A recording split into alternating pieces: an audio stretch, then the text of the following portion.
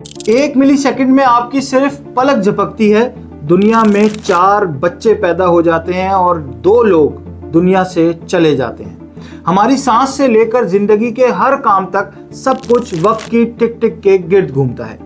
लेकिन कभी सोचा है कि ये घड़ी और वक्त का कॉन्सेप्ट कहां से आया? जब घड़ी नहीं थी तो लोग कैसे वक्त मैनेज करते थे? घड़ी कैसे बनी, किसने बनाई और इसने दुनिया को कैसे बदल दिया? आज मैं आपको वक्त के उस दिलचस्प सफर की कहानी सुनाऊंगा। एक ऐसी कहानी जो सूरज की रोशनी से शुरू हुई और आज हमारी कलाइयों पर चमकती है। लेकिन इस सफर पे चलने से पहले आप लोगों से गुजारिश करूंगा कि हमारे चैनल ड्रीम डिकोड को लाइक और सब्सक्राइब कर लें और बेल आइकन जरूर दबा दें ताकि आने वाली भी वीडियोस के नोटिफिकेशंस आपको मिलते रहें।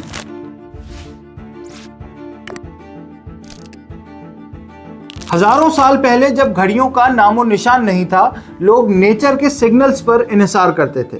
सूरज निकलता तो सुबह, सर पर होता तो दोपहर और डूब जाता तो रात।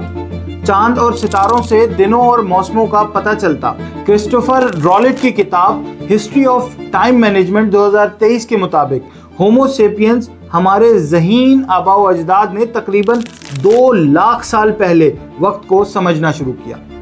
इनके दिमाग ने नेचुरल साइकिल्स जैसे दिन रात और सूरज चांद की मूवमेंट को ऑब्जर्व किया, जिससे इन्हें टुडे, यस्टरडे और टुमारो का कॉन्सेप्ट समझ आया। उन्होंने एक स्टिक के साय से वक्त का रफ अंदाजा लगाया, लेकिन ये काफ़ी नहीं था।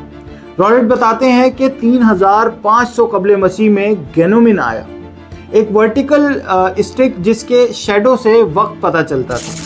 फिर मिस्र में शेडो क्लॉक्स बनी जो क्रॉस पीस के साय से वक्त नापती थी। ये टूल्स सादा थे लेकिन बारिश या रात में यूजलेस हो जाते थे। वक्त को बेहतर नापने के लिए लोगों ने क्रिएटिव टूल्स बनाए। रॉलेट के मुताबिक सन डायल्स सबसे पुराने थे जो सूरज के शेडो से वक्त बताते थे, लेकिन रात या अबर आलूद दिनों में वक्त का तयन करना मुमकिन ही नहीं होता था। 325 कबले मसीह में यूनानियों ने क्लिप सेटर्स बनाए जिन्हें पानी की घड़ी भी कहा जाता है। ये कंटेनर्स होते थे जिनसे पानी आहिस्ता आहिस्ता टपकता था और इनमें मार्क्स होते थे जिससे वक्त का पता चलता था। कुछ क्लिप सेटर्स में फ्लोट होता था जो पानी के साथ उठता और कुछ में मेटल बाउल्स होते थे जो डूबते थे।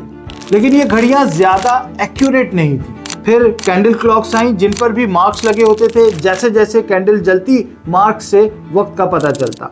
ये सिंपल लेकिन क्लेवर तरीका था, लेकिन हवा या कैंडल की क्वालिटी से एक्यूरेसी इसकी मुतासिर होती थी।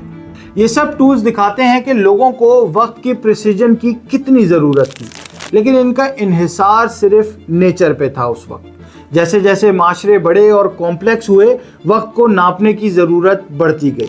एलेक्सिस मैक्रोसन की किताब मार्किंग मॉडर्न टाइम्स 2013 बताती है कि वक्त की प्रिसीजन ने माशरती ढांचों को मजबूत किया। मोंक्स को प्रेयर्स के औकात, ट्रेडर्स को मुलाकातों और सेलर्स को नेविगेशन के लिए वक्त चाहिए था।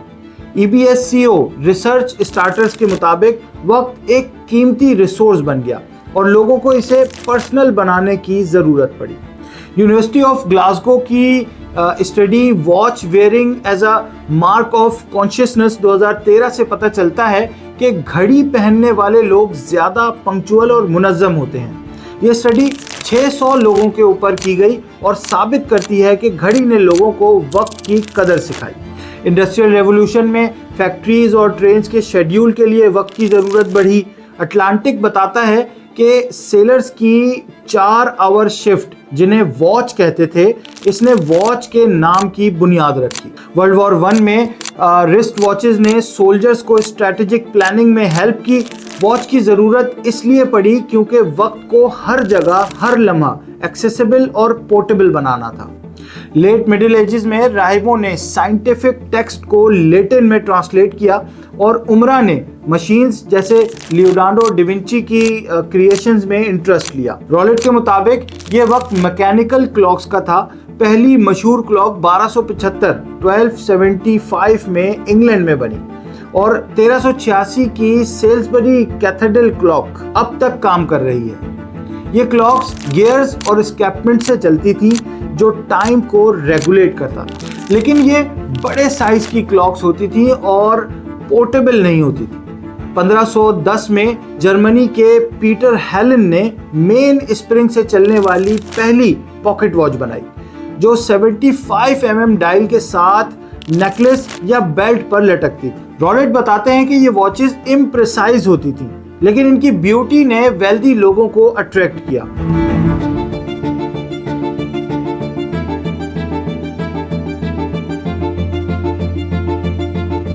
क्वीन एलिजाबेथ I को ऐसी वॉचेस गिफ्ट की जाती थी। पॉकेट वॉचेस 16वीं सदी से 19वीं सदी तक पॉपुलर रहीं, जो चेन के साथ जेब में रखी जाती थी। Wrist watches world war I में सोल्जर्स के लिए बनाई गई क्योंकि पॉकेट वॉच निकालना डेंजरस होता था, और फिर 20वीं सदी में ये घड़ियां कॉमन हो गई। मैकेनिकल वॉचेस गियर्स और स्प्रिंग से चलती हैं जो क्राफ्टमैनशिप का एक शाहकार हैं। क्वार्ट्ज वॉचेस 1960s में आई जो बैटरी और क्वार्ट्ज क्रिस्टल से चलती हैं, सस्ती और एक्यूरेट होती हैं। और फिर smart watches time to time notification, fitness training और मुख्तलिफ ऐप्स दिखाती हैं। आज क्वाड वॉचेस मशीन से बनती हैं, लेकिन लग्जरी मैकेनिकल वॉचेस अब भी हैंडक्राफ्टेड हैं। ब्रिटानिका के मुताबिक मेन स्प्रिंग की इजाद ने घड़ी को पोर्टेबल बनाया। घड़ी ने वक्त को एक साइंटिफिक और सोशल रेवोल्यूशन में बदल दिया। मैक क्रोसन बताती हैं कि वॉच ने वक्त को पर्सनल बनाया, जिससे पंक्चुअलिटी बढ़ी।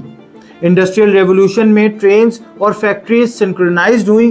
क्वार्ट्ज वॉचेस ने घड़ी को सस्ता किया, जिससे हर शख्स के पास वक्त नापना आसान हो गया। घड़ियों ने वक्त को एक दरिया से बोतल में बंद कर दिया जो नेचर की साइकिल से आज़ाद था। तो दोस्तों, ये थी घड़ी की कहानी। सूरज के शैडो से लेकर रिस्ट पर चमकती स्मार्ट वॉचेस तक, घड़ी ने वक्त को नापने से लेकर हमारी जिंदगी को ऑर्गेनाइज करने तक सब बदल दिया। तो आपको ये वीडियो कैसी लगी कमेंट्स में हमें ज़रूर बताइएगा, और ऐसी वीडियोस के लिए हमारे चैनल ड्रीम डिकोड को लाइक और सब्सक्राइब करना बिल्कुल मत भूलिएगा, और बेल आइकन ज़रूर दबा दीजिएगा ताकि आने वाली भी तमाम इन्फॉर्मेटिव वीडियोज़ आप लोगों को मिलती रहें। अब अपने दोस्त सोहेब को इजाज़त दीजिए, मिलते हैं एक और वीडियो के साथ बहुत जल्द। अल्लाह हाफिज़।